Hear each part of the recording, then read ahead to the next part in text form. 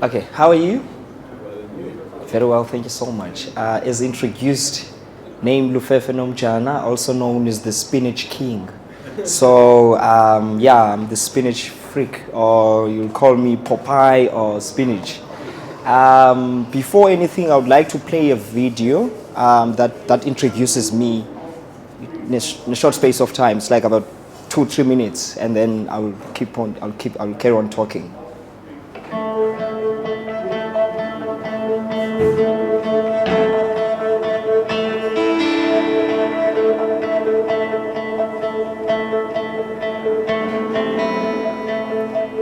My name is Lufefe Nomjana. I am an entrepreneur. My vision was bigger than the shack.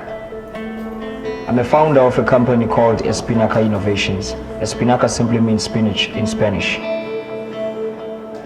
I lived an unhealthy lifestyle growing up, and the problems I saw around me were unhealthy eating, unhealthy lifestyle, and unhealthy activities. The biggest change I could have made was me. I needed to think outside the box, and that box was Kailicha.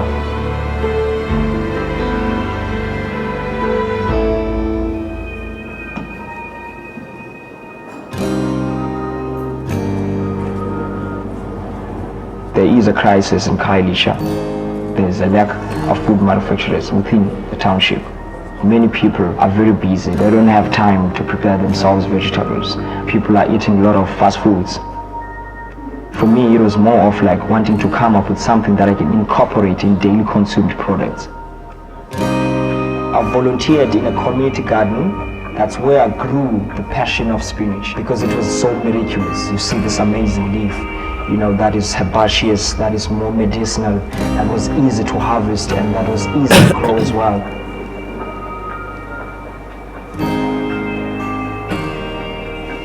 Bread was the most consumable product, staple product in the township. I came up with a way in which I can infuse spinach there.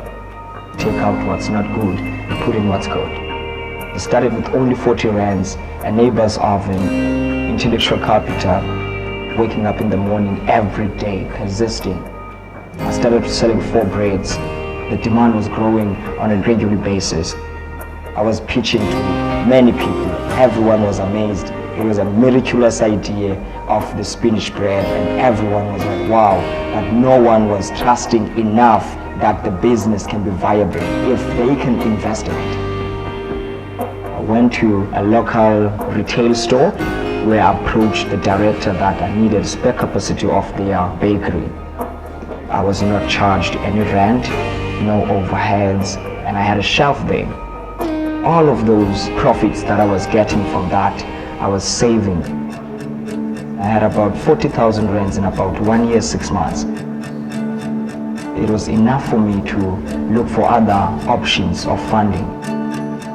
My vision was a containerized express bakery. I still hustle even up until today. I have a saving account. I'm saving on a monthly basis. I have a debt, I'm managing it, and I'm paying it off systematically. When you are dreaming, don't sleep, wake up and do. The green Espinaca container, changing Kailicha one loaf at a time.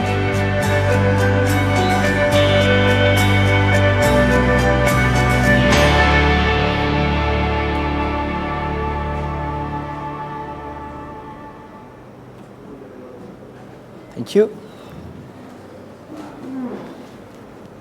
Thank you so much. That was a little introduction of myself. I'm going to be, in fact, I will speak from my heart. Day before yesterday, I was kind of like trying to think, what is it really that I would be talking about? And I realized that you guys are familiar with terms, like business terms and the jargon that is used. And I just decided to be as natural as possible and to kind of like give you my story more than anything. And how have I been, successful in using the resources that I have to get what I need. and to bootstrap what I need to get where I need to be. So I started this business in 2011. In fact, before that, I worked in a community garden called Abalimi Bezekaya Harvest of Hope.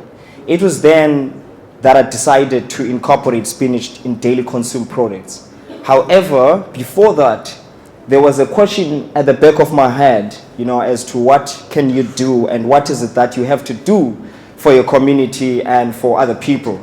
And I was just tired of waking up every day and doing something for someone and just doing something and then there is no impact. And I just didn't see what I was doing. So I just decided then, put on my thinking caps, and there was a vacation, as I said, at the back of my mind, that for you to succeed, you gotta annotate the problems of your community, solve them, and share and give back. So if you do that, automatically you will be successful. I didn't know what to do, and the problems of my community were more than and bigger than me. I couldn't from a township, and I had no resources to change the problems that I was facing. But however, I didn't understand and didn't know that there were problems bigger than just crime and, the other unhealthy activities that you might know and see in the township. So growing in the informal settlement, raised under those circumstances, I had no motivation rather than the problem itself. So the problem that I have actually annotated, it took time for me to understand that it was a problem.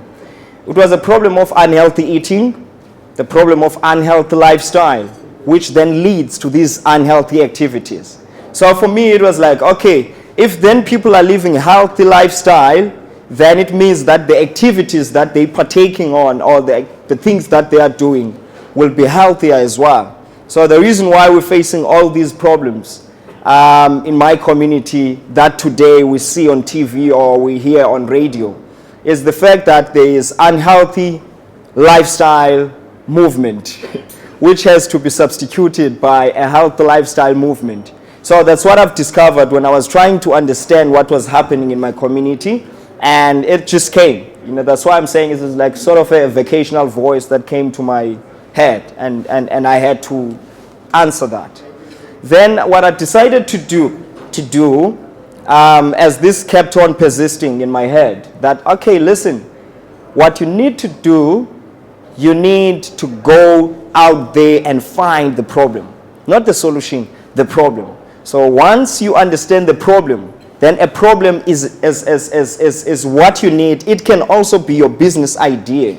So I said, okay, before that I was selling clothes door to door. So I have been an entrepreneur ever since, because my mother, I remember I used to sell my mother's tribe, and waking up every day in the morning, prepare it before I go to school.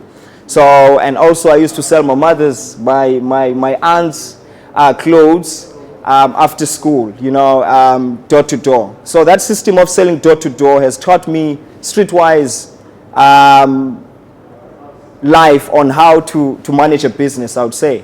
So then I was selling clothes door to door. Then I decided to stop that and just start something of my own, a product. I needed something tangible, something that I can create on myself, but also something that can assist or help the community. And that was nothing else than just going to a community garden. So I saw these old folks. They were operating this garden called Harvest of Abalimi Bezekaya, which is supported by Harvest of Hope. Then I went to them and I discovered the fact that they are not as active as they should be because they were older. These were older women, like 9 older women. And I told them that I am young, I have some ideas, I've got energy, I can assist here for free.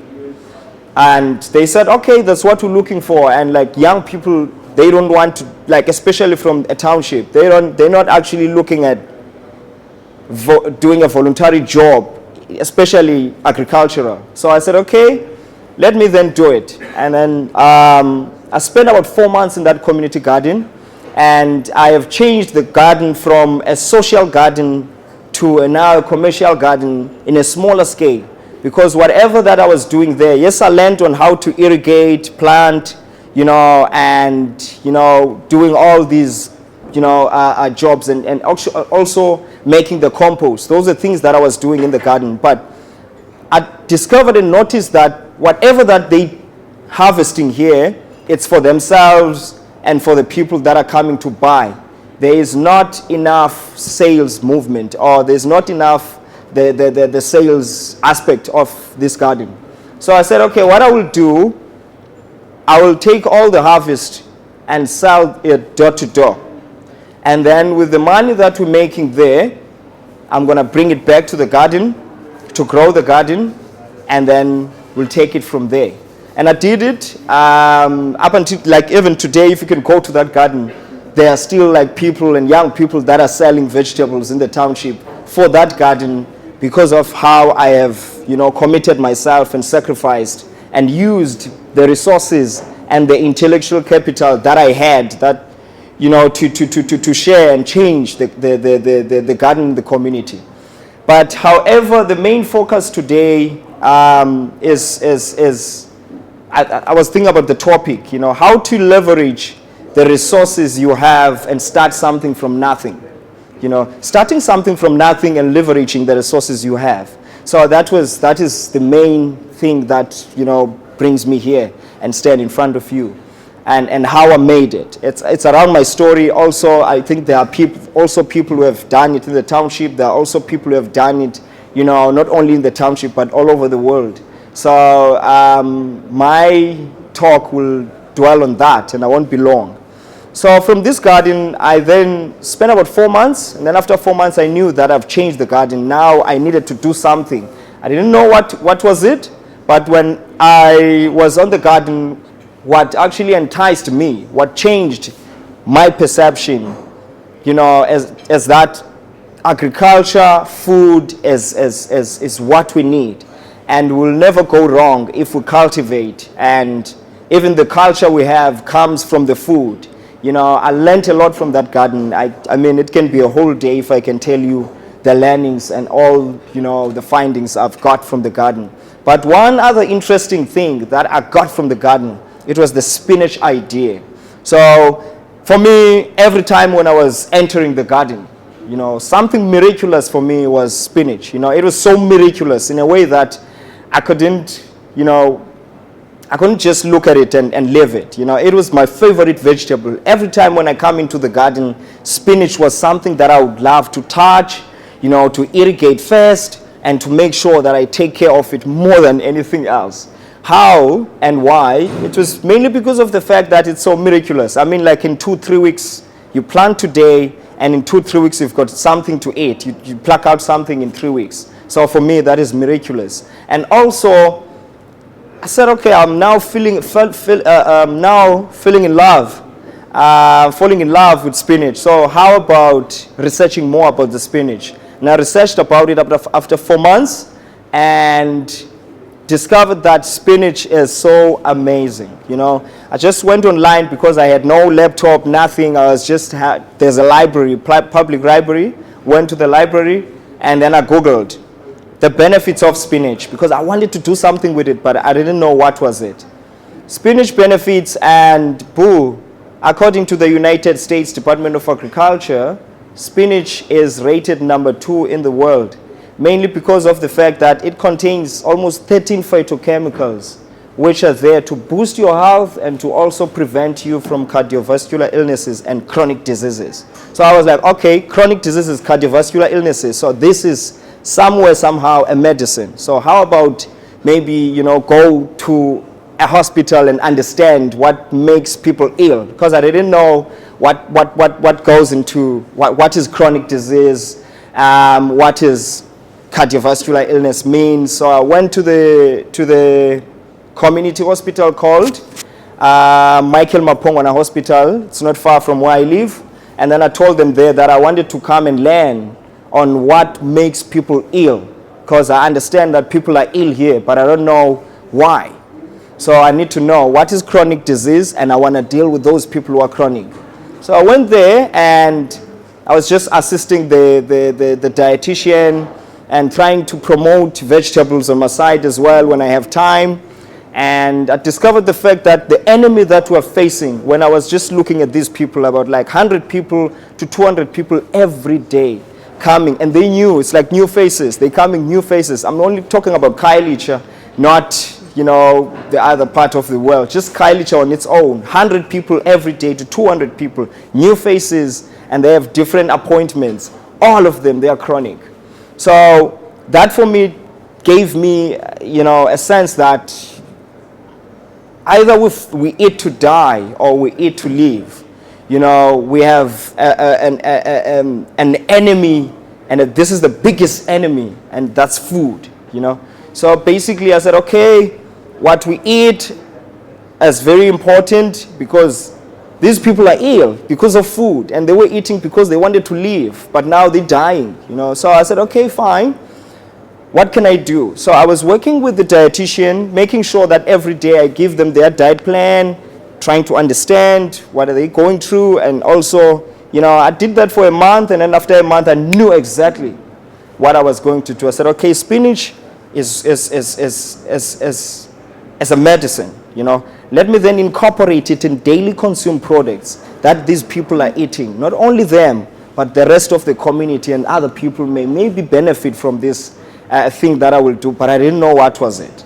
So I sat down once again, I went to my thinking shack, and I was kind of like thinking, and then suddenly I was looking at products that are already consumed, and wanted to incorporate spinach in there, but like highest consumed products, and bread was one of those. So I said, okay, let me research more about the breads.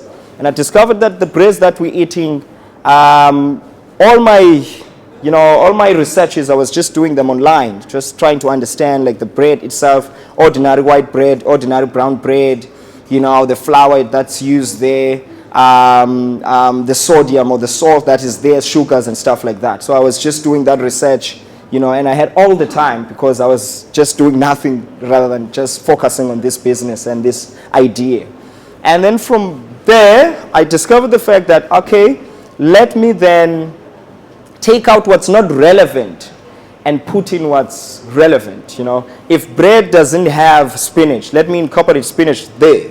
If bread has high salt, let me reduce this. In fact, let me take out the salt altogether. And if bread has high sugars, let me actually take out the sugar and put honey instead, perhaps. But if I don't have honey, I will just like use brown sugar.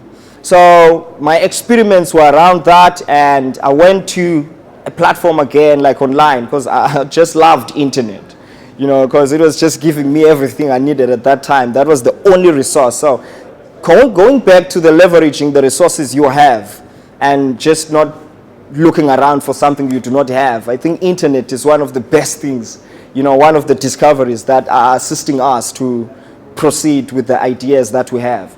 So I went there and I said, okay, how to bake the because I was not a baker before. I didn't know anything about baking. How about, I just Googled how to bake the best bread in the world.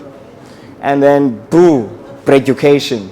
So the platform was just breaducation. It took me from the fermentation process, you know, to the kneading and, you know, baking, rolling, everything. So I learned everything while I'm implementing, trying to experiment, you know, as well, using like the ingredients I had at my home, and also I have just asked some few friends to borrow me some couple of, you know, cups and ingredients there and there. So I did that. And I incorporated spinach. I took out the flour that was used, like brown. I used the brown flour first, and then instead of sugar, I used brown sugar instead of white sugar. Instead of salt, I used no salt, and then I incorporated spinach. It was just a mild spinach bread. And then I said, okay, this is it. Then, how about starting a business? You know, because this is something I think it's needed. How about now starting the business? Let me now sell this. Let me use the skills that I have acquired, you know, while I was selling clothes door to door and vegetables door to door. use them here, sell this bread door to door. But now the problem is that I only had an experimental, I only had one loaf out of the experiment. So I went to put on my thinking caps once again as to what do I have? What resources do I have? Discovered the fact that I had like the intellectual capital, which is very sufficient. And I had like 40 rands on my pocket, which was sufficient as well to buy some few ingredients. And also I had a neighbor that was so influential and had a kitchen that I needed to take this forward. Because I knew that the concept I was about to start was bigger than my shack. So I couldn't use the shack. It was just not conducive for the dream I had, regarding this. And also hygienically, it was just not sufficient. So I said, okay, fine. I went to the neighbor and approached her. It was about 4 o'clock in the afternoon after work, and I told her, I have a dream, and the dream to change the whole Khayelitsha and the whole South Africa. What is it? And said the dream is to change the health landscape of Khayelitsha by coming up with a product that can be consumed as a substitute. What is it? Then just give me your kitchen and oven every morning, I will do it. She said, okay, I'll give you this oven conditionally. You need to bake here from 2 o'clock up until 6 o'clock. Or like, let's say you can bake during the night after we sleep, and then in the morning at 6 o'clock you have to be out of our kitchen because we have to prepare for school, for children to go to school and to work for work as well. So I said, okay, fine, that's not a problem with me as long as you're giving me the spare capacity of your kitchen. So I started working from 11 o'clock during the night up until 4 o'clock, and I was just only baking 4 to 8 breads. Just 4 to 8, because I was just using her domestic oven, 4 pans that she had, and that was just what I had. And then from there, the demand grew because I was like selling like I was crazy. I was never crazy the way I was crazy when I started this business. So I was crazy in a way that I'll knock at your door. No, I'm washing. That's okay. It's fine. I'll keep on talking while you're washing up there. And then I'll be like, did you know that, the food that we're eating, either we ate it to die or to live. And this is the product now that is going to substitute the product that you're using there. It has this and that and that and that, and it's good for our health this way and this way. So I started now, preaching, the health, while at the same time marketing and selling. So I was juggling both 3 things: health education, selling, and as well as making sure that people are getting exactly the message across. So from there, the business grew and the numbers grew from 4 to 8, 8 to 16, and I had nothing else, because I couldn't use the oven. So what I did, I went to a spa, retail, just told them that, okay, I just need a spare capacity of what you have. Because now the demand grew and it was greater than the supply. And that was a good problem for me, but at the same time, I was frustrated because I didn't have resources. And I was just doing no profit. It was just like making sure that I sustained the business. Whatever money that I was making, I was just buying back, the ingredients in order to do the production. And from there, the business grew as what you just saw and heard. Today, we're sitting on about 7 spa outlets, 3 Pick and Pay family stores. I supply Hotel Verde with the product as well. I supply Table Bay Hotel. Also do the community, and we've got like vendors, like independent traders that are buying to sell at the taxi ranks. So there's a lot of noise in Khayelitsha, Gugulethu and Nyanga about the spinach bread. Also, we'll be supplying the board spa with the bread, and the board spa, and Welgemoed Spa in Somerset. So there's a lot of growth from that 4 loaves, and it just grew organically. And the only funding I got, it was the competition I won after, you know, I used SPA's facility. Because what I did with SPA, that's where I got the capital. Because I was just like making sure that I went to them, I negotiated with them that, okay, guys, can you just give me spare capacity of your ovens? I will use them when you use them, and there will be no, you know, overheads and everything. You know, just give me the spare capacity and the shelf. So there I had everything because I was paying no rent, no overheads. I was paying nothing, just paying people on commission. People were assisting me to sell the bread door to door. And not only door to door, but also we had office spaces, office customers, people who were at work and then were distributing via bicycles. Also won, I got the crowd, got crowdfunded by the rest of the world, and I needed 5 bicycles. That's when I got, you know, the distribution or the distribution right, because the problem was that we were walking, and then while walking and consuming more time, and then got the bicycles. From getting the bicycles today, we still use the bicycles for the campaign called Bread on Bikes, where we're distributing to those nearby radius customers. The bicycle symbolizes healthy eating. I mean, the bicycle symbolizes healthy lifestyle, and the bread symbolizes healthy eating. So it's just the Bread on Bike campaign that we're doing in order to bring across the awareness of healthy eating and healthy lifestyle to the community. And while at the same time we, you know, generating sales. Because these people are subscribing and they pay in advance, and then we just distribute to them. There are about 40 of them in our community. And yeah, today we are sitting at, we've got 2 manufacturing places in Khayelitsha, where the face of the business, where we have started, because I bought a container with the 40,000 I had from, you know, I've saved it up from SPA when I was working from SPA, and then I won a competition. It was 50,000 competition, SAB Innovating. So I had about 90,000 rands. I bought ovens and everything. So a containerized express bakery that we have now. That's the one you saw. That video was done 2 years ago. And we're also now operating in CPUT. So for bigger orders, like the container is taking care of Khayelitsha, and the CPUT lab, which is a food technology plant, that's where we manufacture and making sure that we distribute to these clients that I've mentioned before.